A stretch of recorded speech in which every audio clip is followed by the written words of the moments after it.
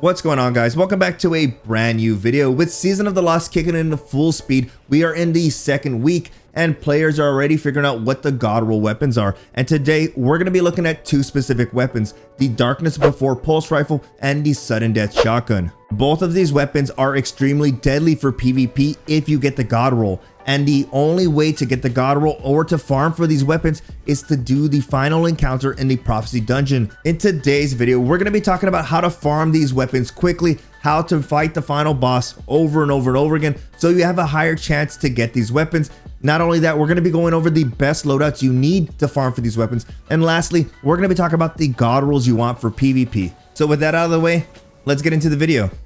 Farming these weapons can be a pain. It can be time consuming. Doing the entire dungeon over and over can literally consume your entire day. We're talking about 25 to 30 minutes of a run. But rather than doing full complete runs of the dungeon, what if I told you there was an easy way to farm the final boss? Well, there is. What you want to do is fire up the dungeon and run through it normally.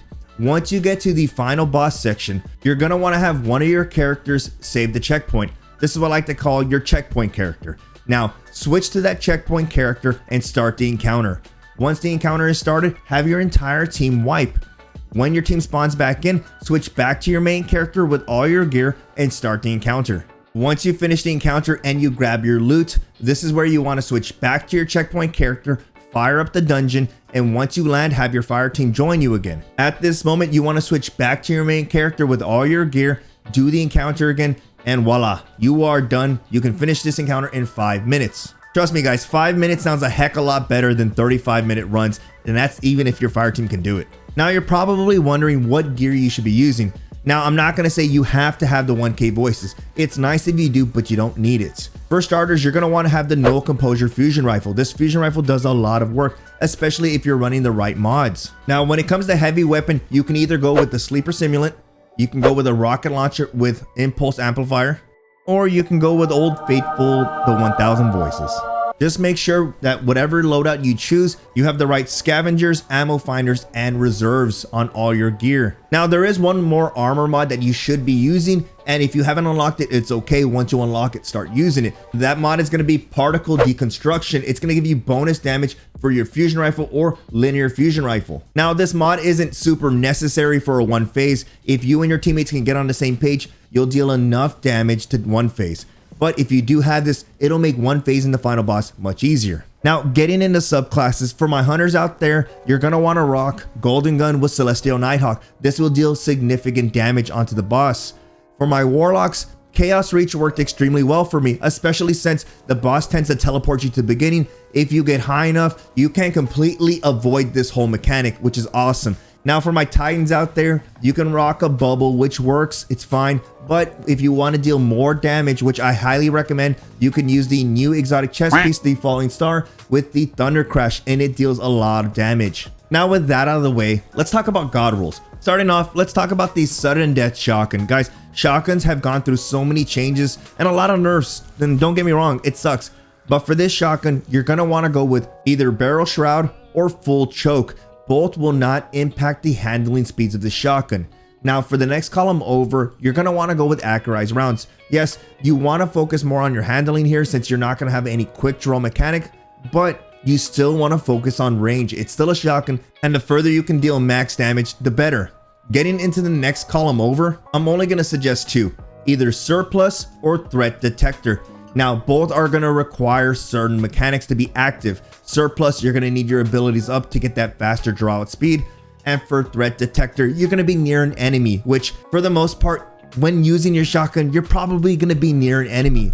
Now, getting into that last column, you're going to want to go with Elemental Capacitor if you're going to be rocking an Arc subclass, which I highly recommend it for those bottom tree strikers out there, those Chaos Reach Warlocks, and those Arc Striders. You're going to want to run with Elemental Capacitor. It's going to feel like quick draw. Now, if you're not going to be rocking an Arc subclass, then you might want to go with Snapshot. Snapshot's still a great perk, especially if you want to aim down sights much quicker. Now, getting into the Darkness Before Pulse Rifle, this is going to be a 540 RPM pulse rifle, which, guys, it was deadly in year one, and it's still deadly now. For the barrel, I can only suggest to go with arrowhead brake. Arrowhead brake will help with that recoil direction. Now for the magazine options, you can go with anything, but for the most part, you're gonna wanna run with like flared magwell, ricochet rounds, or high caliber rounds. I'm a big fan of flared magwell. As soon as I feel like I get to the bottom of my magazine, it's gonna help me reload much faster. Now for the other column over, there's a lot of good perks here, but I really like tunnel vision and I like overflow. But if I had to choose one, it's gonna be with the perk overflow. But there is a reason behind me liking that perk. Now in our final column, we're gonna go with full auto. Like I mentioned before, this is a fast firing pulse rifle and you wanna be able just to spam it down range. And by having full auto, you can have your finger on the trigger and not have to worry about anything. Especially with the perk overflow, you'll have a huge magazine. Now, one mod I will throw on this gun if I get it with overflow is gonna be backup mag. And yes guys, that stacks on overflow. If you have backup mag and overflow, you'll have an even larger magazine. But with that, hopefully you guys enjoyed the video. Hopefully this video helps you farm this final encounter much faster and much easier. You don't need to be spending 35 minutes running through the whole prophecy dungeon. If you enjoyed the video, a like is greatly appreciated. If you're new to the channel, feel free to hit that subscribe button and turn on all notifications. And if you're still wondering, I'm still going to be doing PvP guides and PvP builds, so I'll have a little bit of everything, but I decided to throw in a little bit of PvE in there. So again, appreciate it so much. If you guys made it to the end of the video, you guys are awesome. And like always, I'll see you guys in the next video. Zone advantage is yours. 3 minutes. Hold strong, and this battle is yours. 2 for 1.